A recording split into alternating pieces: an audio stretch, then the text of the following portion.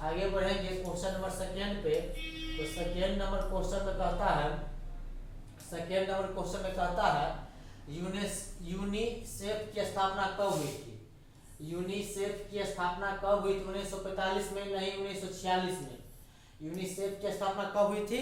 1946 ईस्वी में। यूनिसेफ की स्थापना कब हुई थी? 1946 ईस्वी में। याद रखिएगा, बहुत ही इंपोर्टेंट क्वेश्चन है। यूनिसेफ की स्थापना 1946 ईस्वी। 2 नंबर कंप्लीट।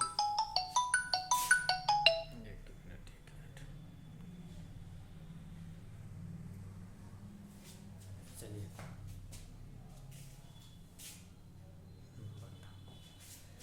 दो के बाद आगे आएंगे क्वेश्चन नंबर 3 में। तो 3 नंबर क्वेश्चन कहता है कि यूनिसेफ का मुख्यालय कहाँ स्थित है। तो यूनिसेफ का जो मुख्यालय है वो कहाँ स्थित है? वाशिंगटन में नहीं, जेनेवा में नहीं, न्यूयॉर्क में। और न्यूयॉर्क कहाँ है? संयुक्त राज्य अमेरिका में। ठीक है ना। ये न्यूयॉर्क कहाँ है? संयुक्त राज्य अमेरिका की एक सिटी का नाम है न्यूयॉर्क। तो वहीं पर जो है यूनिसेफ की मुख्यालय स्थित है। यूनिसेफ की मुख्यालय कहाँ स्थित है?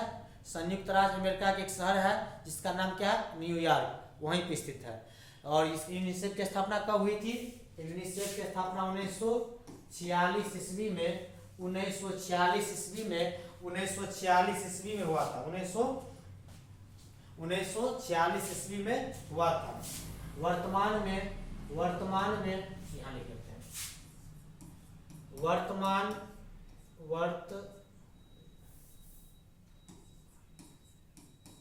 वर्तमान में अध्यक्ष जो है सेफ का, जो यूनिसेफ का वर्तमान में अध्यक्ष है वो है आपका एन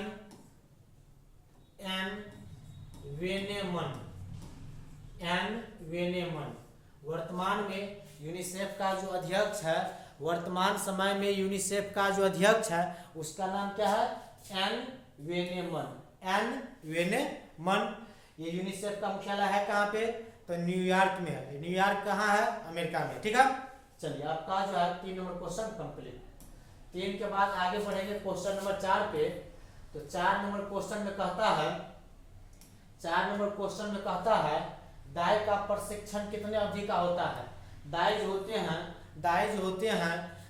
होते हैं उसका प्रशिक्षण जो होते हैं कितने समय के होता है, कितने दिनों का होता है? 10 दिन नहीं, 10 दिन का नहीं होता, 30 दिन का होता है।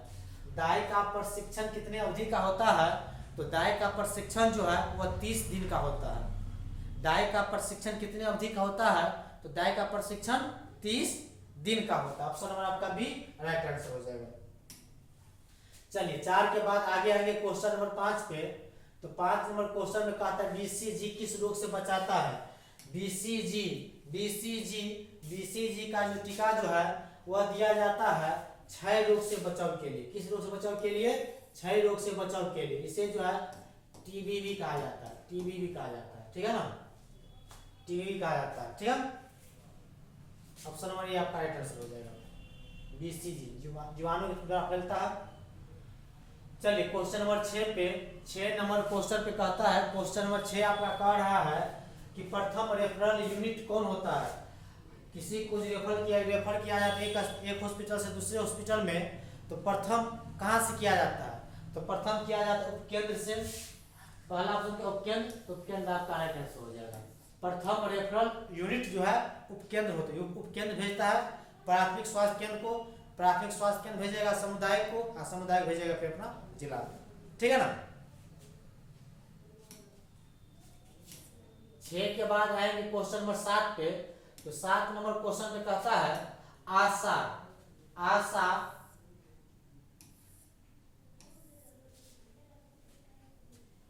आशा की न्यूनतम आयु कितनी वर्ष होनी चाहिए।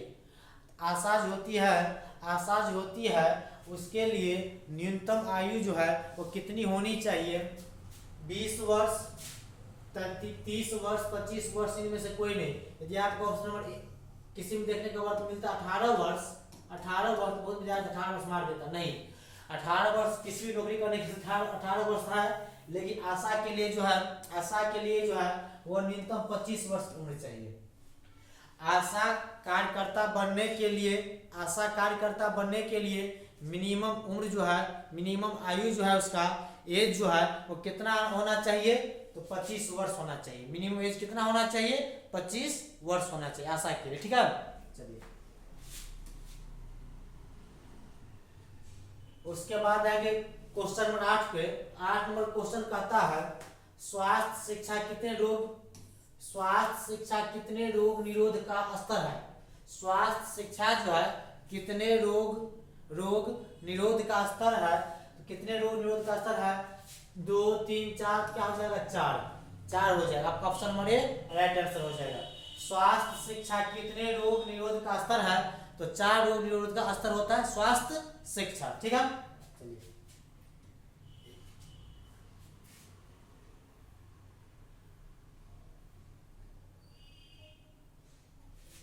आएंगे क्वेश्चन नंबर 9 पे। तो 9 नंबर क्वेश्चन में कहता है प्राइमरी हेल्थ केयर के कितने घटक होते हैं। तो प्राइमरी हेल्थ केयर जो होते हैं, प्राइमरी हेल्थ केयर जो होते हैं उसके 4 घटक होते हैं। प्राइमरी हेल्थ केयर के कितने घटक होते हैं, प्राइमरी हेल्थ केयर के 4 घटक होते हैं। प्राइमरी हेल्थ केयर के कितने घटक होते हैं, प्राइमरी हेल्थ केयर के 4 घटक होते हैं। आपका option number C right answer हो जाएगा। 9 नंबर के बाद आएंगे क्वेश्चन नंबर 10 पे। तो 10 नंबर क्वेश्चन में कहता है, 10 नंबर क्वेश्चन में कहता है, ग्रामीण का स्पेलिंग गलत लिखा हुआ है, ग्रामीण स्वास्थ्य मार्गदर्शक का पर्यवेक्षण कितने माह का होता है। ग्रामीण स्वास्थ्य पर्यवेक्षक का पर्यवेक्षण, ग्रामीण स्वास्थ्य मार्गदर्शक का पर्यवेक्षण, ग्रामीण स्वास्थ्य मार्गदर्शक का पर्यवेक्षण कितने माह का होता है। तो कितने माह का होगा, 3 माह, 2 माह, 4 माह। राइट आंसर आपका क्या हो जाएगा, ऑप्शन नंबर ए 3 माह के लिए होता है। ग्रामीण स्वास्थ्य मार्गदर्शक का पर्यवेक्षण जो है वह 3 माह के लिए होता है। ग्रामीण स्वास्थ्य मार्गदर्शक का पर्यवेक्षण कितने माह का होता है, तो वह होता है 3 माह का। आपका option number A right answer. चलिए 3 के बाद आगे 10 के बाद आगे आएंगे, बढ़ेंगे क्वेश्चन नंबर 11 पे। 11 नंबर क्वेश्चन का जो है, 11 नंबर क्वेश्चन जो है आप लोग जल्दी से दीजिएगा, बहुत ही आसान क्वेश्चन है। कहता है कुकर खांसी एवं टिटनेस रोग से बचाने के लिए कौन सा वैक्सीन दी जाती है। डीपीटी, बीसीजी दिया जाता है टीबी के लिए, बीसीजी दिया जाता है टीबी के लिए, दोनों तब तो होगा नहीं, तो डीपीटी, ठीक है ना। आपका option number A right answer हो जाएगा। वैसे भी डीपीटी का टीका 3 रोग के रोकथाम के लिए दिया जाता है। डिप्थीरिया, एक मिनट लिख देते हैं, ये टीका दिया है 3 रोग के रोकथाम के लिए। डिप्थीरिया, दूसरा कुकर खांसी कहिए या काली खांसी कहिए, कुकर खांसी, और तीसरा वही टेटनस।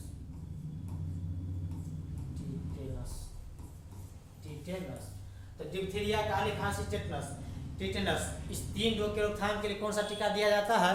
इन 3 रोगों के रोकथाम के लिए डीपीटी का टीका दिया जाता है। कौन सा टीका दिया जाता है, डीपीटी का टीका दिया जाता है, ठीक है। चलिए आगे 11 के बाद आएंगे क्वेश्चन नंबर 12 पे। तो 12 नंबर क्वेश्चन में कहता है विश्व स्वास्थ्य दिवस कब मनाया जाता है। आप सबको क्वेश्चन आना चाहिए, इसका राइट आंसर क्या होगा। विश्व स्वास्थ्य दिवस कब मनाया जाता है, 3 मार्च को, 2 फरवरी को, 7 अप्रैल को, क्या होगा। जल्दी से इसका आंसर बताइए, तो कमेंट बॉक्स में इसका आंसर लिखिए जल्दी से। ए में कहता है 3 मार्च, बी में कहता है 2 फरवरी, और सी में कहता है 7 अप्रैल, और डी में कहता है इनमें से कोई नहीं। क्या होगा इसका राइट आंसर।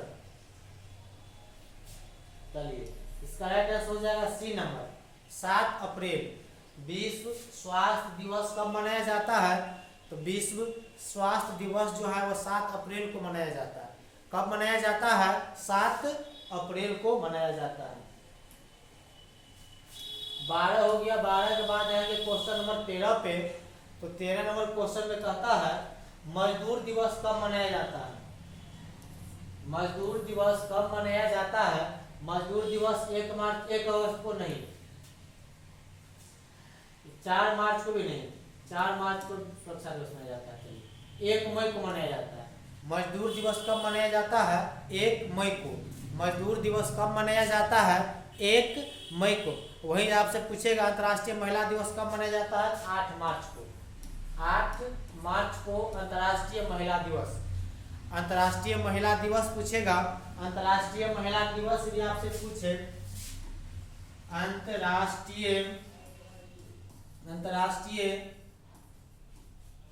महिला दिवस आपसे पूछे तो कब मनाया जाएगा? 8 मार्च का जाएगा, ठीक है ना। इसमें मजदूर दिवस 1 मई, मजदूर दिवस 1 मई, विश्व स्वास्थ्य दिवस 7 अप्रैल। 13 के बाद आगे बढ़ेंगे, आएंगे क्वेश्चन नंबर 14 पे। तो 14 नंबर क्वेश्चन में कहता है मलेरिया नियंत्रण कार्यक्रम, मलेरिया नियंत्रण कार्यक्रम कब प्रारंभ हुआ है? मलेरिया नियंत्रण कार्यक्रम जो है कब प्रारंभ हुआ है? 1977 ईस्वी, 1950 ईस्वी, 1980 ईस्वी में से कोई नहीं। इसका राइट आंसर हो जाएगा ऑप्शन नंबर ए 1977 ईस्वी। मलेरिया नियंत्रण कार्यक्रम जो है 1977 ईस्वी में प्रारंभ की गई थी। मलेरिया नियंत्रण कार्यक्रम कब प्रारंभ की गई थी? 1977 ईस्वी में। Option number A right answer. चलिए 14 के बाद आएंगे क्वेश्चन नंबर 15 पे। तो 15 नंबर क्वेश्चन में कहता है कौन है जो जैविक चिन्ह में शामिल नहीं है? ऐसा इनमें से कौन सा ऐसा है जो जैविक चिन्ह में शामिल है? मतलब किसी का मृत्यु हो जाता है उसके लिए कारण। तापमान, शरीर का तापमान बताता है कि आदमी जिंदा है कि मरा हुआ, ये भी बताता, ये भी सही है, ठीक है। श्वसन, ये भी श्वसन मतलब सांस के द्वारा पता चलता है कि आदमी जिंदा है कि मरा हुआ है। रक्त ही ऐसा है जिससे पता नहीं चलेगा आपको कि आदमी जिंदा है कि मरा हुआ नहीं है। कौन है जो जैविक चिन्ह में शामिल नहीं है? क्या हो जाएगा? रक्त है जो जैविक चिन्ह में शामिल नहीं होते हैं। रक्त जो है वो जैविक चिन्ह में शामिल नहीं होते। ऑप्शन नंबर सी आपका राइट आंसर। 15 के बाद आएंगे क्वेश्चन नंबर 16 पे। तो 16 नंबर क्वेश्चन पे कहता है औरत का प्रजनन अवधि की उम्र कितनी होती है? एक औरत की प्रजनन अवधि की उम्र जो होती है वो होती है कितनी? 10 से 40 नहीं, 15 से 44 राइट आंसर हो जाएगा। 15 से 44 औरत का प्रजनन अवधि की उम्र क्या होती है? 15 से 44। वही आपसे पूछेगा इसमें, आप पहले बताए हुए थे कि स्वस्थ प्रजनन के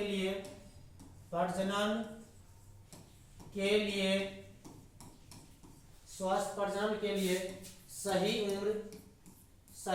उम्र कितनी होती है? तो 25 से 30 होती है।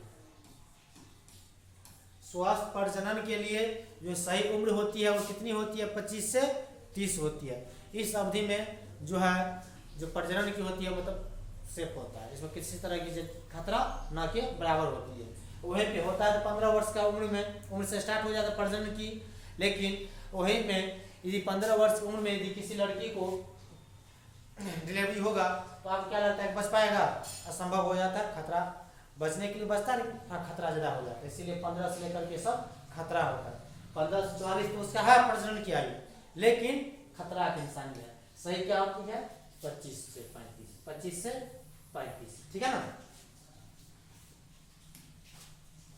16 के बाद आगे बढ़े क्वेश्चन 17 में।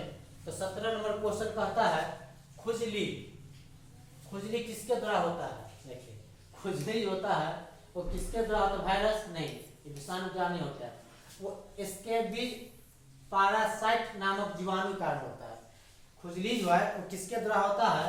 इसके बीज पैरासाइट नामक जीवाणु कारण होता है। आपका option number B right answer हो जाएगा। चलिए 17 के बाद आगे बढ़ेंगे क्वेश्चन नंबर 18 पे। 18 नंबर क्वेश्चन कहता है आपको भारत में ANM का समुदाय में कार्य क्षेत्र की स्थापना कब हुई थी? सामुदायिक स्वास्थ्य केंद्र जो होती है, सामुदायिक स्वास्थ्य केंद्र होता है, उसमें ANM की जो है कार्य की जो है कार्य क्षेत्र की स्थापना हुई थी 1945, 1946, 1956। 1946 ईस्वी हुआ था। कब हुआ था? 1946 ईस्वी में। आपका जो है बार बार बोल रहे हैं कि ईस्वी वाला क्वेश्चन एक क्वेश्चन आपको देखने को एग्जाम में मिलेगा ही मिलेगा। कम से कम एक क्वेश्चन आपको एग्जाम में ईस्वी से रिलेटेड क्वेश्चन आपको देखने को मिलेगा 100%। इसीलिए इसको अपना बढ़िया से ध्यान दीजिएगा। 18 के बाद आगे आएंगे क्वेश्चन 19 पे। 19 नंबर क्वेश्चन में कहता है कालाजार बुखार के लिए उत्तरदायी परजीवी है। तो कालाजार का जो बुखार होते हैं उसके लिए उत्तरदायी परजीवी जो होते हैं एस्केरिस पैरासाइट नहीं या खुजली नोचने के लिए होता है। लिस्मेलिया डोनोबेनाई, ये जीवाणु जो है यह परजीवी जो है वह कालाजार बुखार के लिए उत्तरदायी होते हैं। लिस्मेलिया डोनोबेनाई। चलिए 19 के बाद आइए क्वेश्चन नंबर 20 पे। 20 नंबर क्वेश्चन पे कहता है आपको 20 नंबर क्वेश्चन मिजलस का टीका देने का सही उम्र क्या है? मिजलस का जो टीका दिया जाता है उसका सही उम्र क्या है? 1 से 4 माह नहीं, 5 से 7 माह, ये भी नहीं होगा, हो जाएगा 9 से 12 माह। 9 महीना से लेकर के 12 माह के बच्चा को मिजलस का टीका दिया जाता है। 9 माह से 12 माह के बच्चा को मिजलस का टीका दिया जाता है। आपका option number C right answer हो जाएगा। ठीक है, तो चलिए आज का आपका सेट जो 15 था कंप्लीट हो गया। सभी स्टूडेंट ध्यान दीजिए, यदि आप में से अभी तक कोई स्टूडेंट चैनल को सब्सक्राइब नहीं किया है जल्दी चैनल को सब्सक्राइब कर लीजिए। और यदि आप चाहते हैं कि इसका PDF आपको मिले, यदि आप इसका PDF आपको चाहिए, इसके लिए आपको करना क्या है, इस नंबर पे, ये जो नंबर है